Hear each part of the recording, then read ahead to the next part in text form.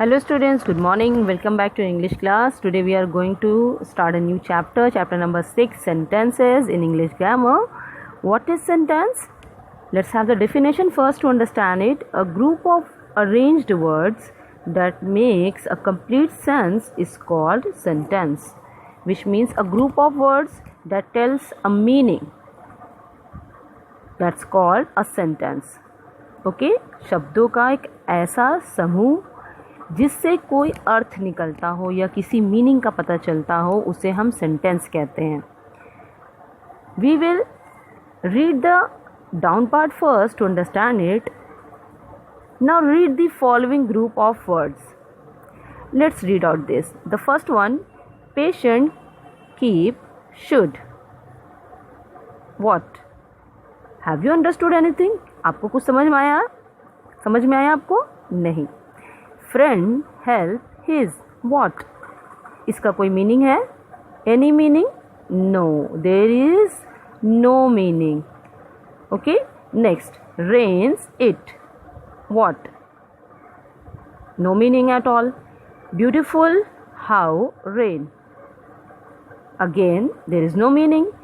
So all the above group of words, they are not making any sense. That's why they will not be called a sentence. Now let's get back to the examples. Raj is calling me. Here we have a proper group of words arranged in a proper manner. First of all, we have Raj. Raj is a noun which is a subject. Correct? Raj is. Now next up we have is. Is here is an auxiliary verb, helping verb है ये present tense का.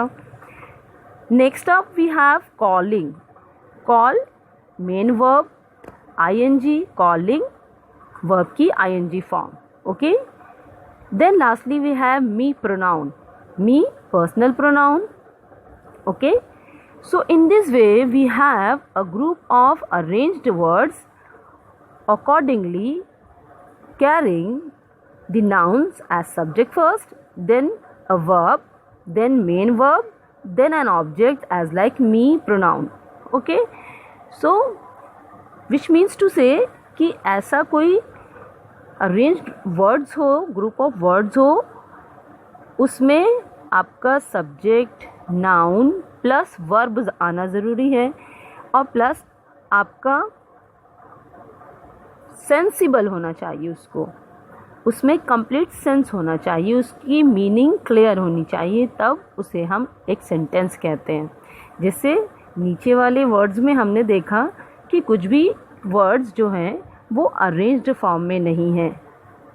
जैसे कि friend, help, his. यहाँ पे क्या है, हमें सही समझ में नहीं आ रहा है क्योंकि इसमें verb, helping verb, auxiliary verb नहीं दिया हुआ है.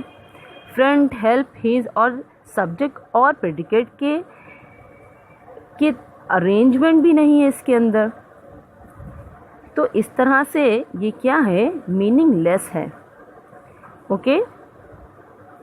There is no object also, there is no objective in these words. That is why they are not called a sentence. बल्कि एक सेंटेंस में एक सब्जेक्ट का प्लस वर्ब का होना बहुत ज़रूरी है. Okay. Next example we have you do not go there. You do not go there sensible है, तुम वहाँ नहीं जाते. Are we buying fruits from market. ये भी एक सेंसिबल है, एक मीनिंग बताता है, एक अर्थ निकलता है इस वर्ड्स का. जैसे कि क्या हम मार्केट से, क्या हम बाज़ार से फ्रूट यानी कि फल खरीद रहे हैं. Respect your elders. बड़ों की इज्जत करो. What an idea sir. क्या आइडिया है सर. तो इस तरह से आप देख रहे हो कि जितने भी एग्जाम्पल्स में ग्रुप ऑफ वर्ड्स दिए हैं इन सब से एक सेंसिबल मीनिंग निकलती है, एक अर्थ निकलता है और इसीलिए इनको हम सेंटेंस कहते हैं. Okay. That's why they are called a perfect sentence. Okay. Now let's go further. Next up we have parts of the sentence.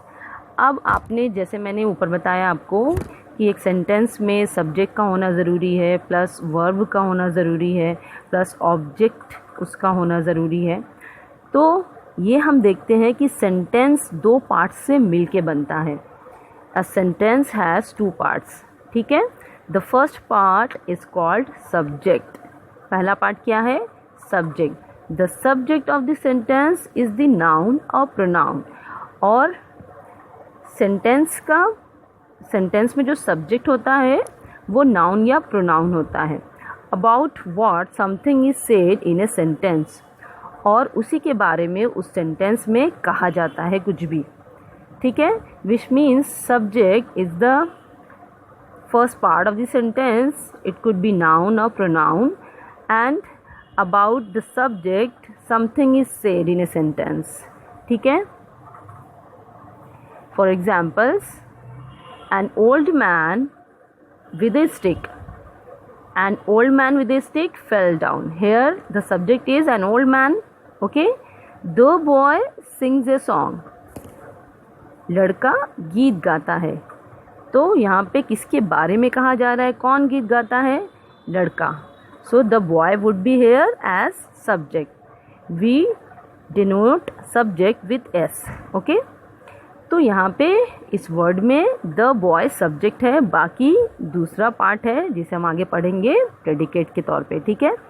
What are you doing here, what are you doing, ज़रूरी नहीं है कि वो first place ही पे यहाँ है आपका जो नाउन या प्रोनाउन है। As you already know, you क्या है? प्रोनाउन है।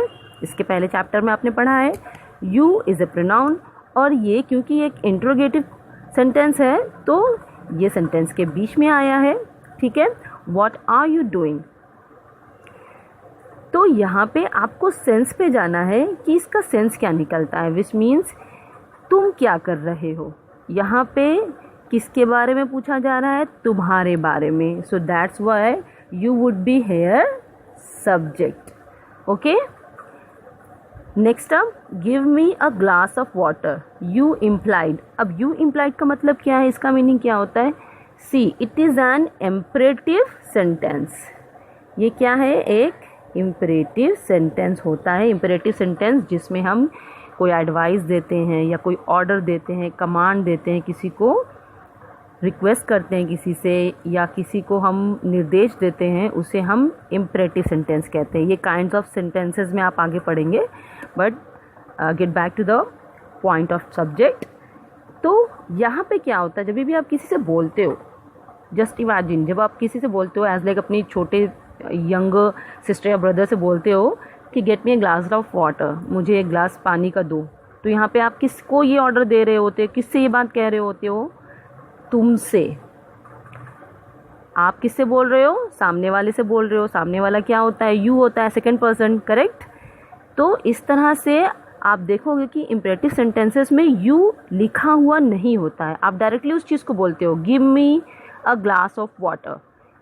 या आप ऐसे भी कह सकते हो, you give me a glass of water, लेकिन जनरली लोग ऐसे बोलते नहीं हैं, डायरेक्टली बोलते हैं, क्योंकि वो उन्हीं से टर्म्स में होते हैं, उन्हीं से ही बोल रहे होते हो, सामने वाले से ही बोल रहे होते हो ये चीज़।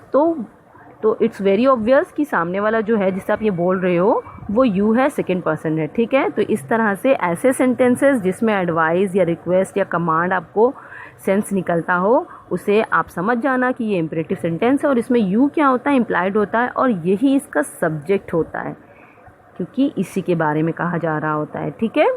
मैं किससे कह रही हूँ लाने के लिए? तुमसे कह रही हूँ, तो you would be the subject. Okay, remember this. Now let's move further. All the above highlighted words are subject in imperative sentence, you implied as a subject, ठीक है। तो ये वही बात है जो मैंने अभी आपको बताई कि जितने भी हाईलाइटेड वर्ड्स आपको ऊपर नज़र आ रहे हैं वो सारे सब्जेक्ट हैं, और इम्परेटिव सेंटेंस में you as a subject implied होता है। इम्प्लाइड मीन्स हिडन होता है, छुपा हुआ होता है, लेकिन बात उसी के बारे में कही जा रही होती है। Okay, let's turn over the page now. The second part of the sentence is predicate. The first one is subject and the second one is predicate. What is predicate? The predicate of the sentence is all that is about the subject in a sentence, which means किसी भी sentence में subject के बारे में जो कहा जाए उसे हम predicate कहते हैं, ठीक है। जिसके बारे में कहा जाए, वो सब्जेक्ट जिसके बारे में, सब्जेक्ट के बारे में जो कहा जाए उसे predicate. Okay, let's have the examples to understand it. The first one, the dancer takes part in a competition. Here the dancer is subject. Okay, इसके बारे में, डांसर के बारे में, सब्जेक्ट के बारे में क्या कहा जा रहा है? The dancer takes part in a competition. Dancer competition में पार्टिसिपेट या भाग लेता है. ठीक है, तो यहाँ पे इस सब्जेक्ट के बारे में क्या कहा गया कि वो कंपटीशन में भाग लेता है या पार्टिसिपेट करता है. तो जो कुछ भी इस सब्जेक्ट के बारे में कहा गया उसे हम प्रेडिकेट कहते हैं. ठीक है, next up, is she cooking food for us. Here is she is subject, correct. Cooking food for us, इस सब्जेक्ट के बारे में क्या कहा जा रहा है? क्या वो खाना बना रही है हमारे लिए या वो खाना बनाती है हमारे लिए. तो यहाँ पे इस सब्जेक्ट के बारे में कहा जा रहा है खाना बना रही है हमारे लिए या बनाती है हमारे लिए.